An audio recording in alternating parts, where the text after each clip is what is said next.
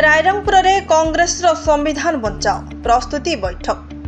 संविधान उपरे बारंबार कुठारघात सह संविधान को दुर्बल करुछि बीजेपी शासनाधीन मोदी सरकार। डॉक्टर बाबा साहेब आंबेडकर प्रणीत संविधान हेउछि देशर गणतंत्र सुरक्षा कवच। संविधान द्वारा दल मत जातिगत निर्विशेष समस्तंकर मौलिक अधिकार को सुरक्षा देउछि, परंतु दिनकू दिन आईन बदलाई एनडीए सरकार दुर्बल करने को योजना नहीं घोर असंतोष प्रकाश करिछि कांग्रेस। एणु कांग्रेस जननायक राहुल गांधी नेतृत्व में देशर पल्लीरू दिल्ली पर्यंत संविधान बचाओ नहीं जन सचेतनता वार्ता देवाई दलीय कर्मी को आह्वान दि। राहुल गांधी निर्देश क्रमे राज्य पीसीसी सभापति भक्तचरण दास और राज्य कांग्रेस प्रभारी समूह को समस्त जिला नेतृवृंद सह संविधान बचाओ सभा समिति कार्यक्रम आयोजन करने को दिया निर्देश।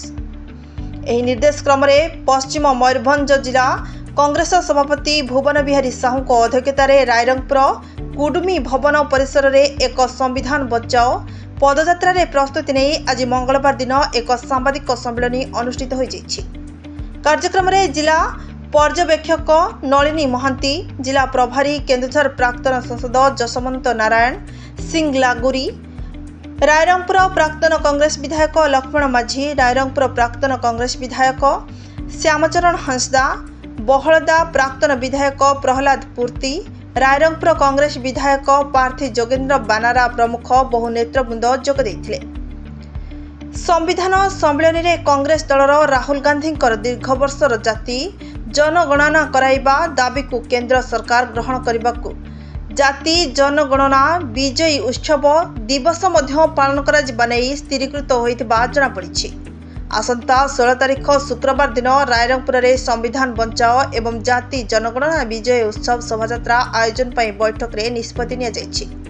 यासह रायरंगपुर आखपाख अंचल में होइतिबा उच्छेद क्षतिग्रस्त न्याय मिलवा दाबी 16 तारीख दैनिक 9 तारीख 12टा मध्य धारणा दिजाको कांग्रेस दल तरफ सहयोग करा निष्पत्ति नि जाइछि। प्रस्तुति बैठक में रायरंगपुर निर्वाचन मंडल वरिष्ठ कांग्रेस नेता बसंत पट्टनायक, अशोक अग्रवाल, भागीरथी पात्र, मनोज नायक, रायसेन सोरेन, होलेना बाग, चिकू महांती, भजहरी महांती समेत बहु दलीय कर्मी सामिल होइथिले। आज रायरंगपुर ठारे सांबादिक सम्मेलन आयोजित करा जायथिला। जिला सभापति एक्सएमएलए माने समस्त उपस्थित अछंती। आज आमे जो श्रीजुक्त राहुल गांधी जो अभियान चलती संविधान बचाओ संविधान हाथ में धरी सारा भारत वर्ष बुलुचंती। अनुरूप भाव ओडिशा रे आमर पीसी सभापति श्रीजुक्त भक्त दास, आमर प्रभारी श्रीजुक्त अजय कुमार लल्लू जी निर्देश क्रमे सबु विधानसभा संविधान बचाओ रैली करा जिवो, संविधान बचाओ सभा करा जिवो। आमे जनसाधारण मानक संविधान विषय रे जो डॉक्टर बाबा साहेब आंबेडकर संविधान लिखिथिले ता कोवଳି भाबरे जनसाधारण को समानता देइथिला, जनसाधारण सुरक्षा देइथिला, सबु जाति वर्ग धर्म सुरक्षा देइथिला। ताहा जी विपदरे अछि सबु धर्म भितर लड़ाई करी एई जो सरकार वर्तमान सरकार जो भली भाव आम भितर भाईचारा को क्षुण्ण करछि, जो भली भाव आमर सबु प्रकार दाबी की आम सबु प्रकार कथा को सबु प्रकार संविधान अधिकार को जो भली भाव छड़े नहीं आम पाखु ता विरुद्ध रे ये संग्राम जारी होइछि। ये संग्राम जारी रहिबो जे पर्यंत ए सरकार बदली नाही, ए सरकार गादीच्युत हेई नाही, जेते पर्यंत जनसाधारण न्याय पाई ना ये रैली ए प्रोग्राम जारी रहिबो। मना भुवन बिहारी साहू मयूरभंज पश्चिम सभापति।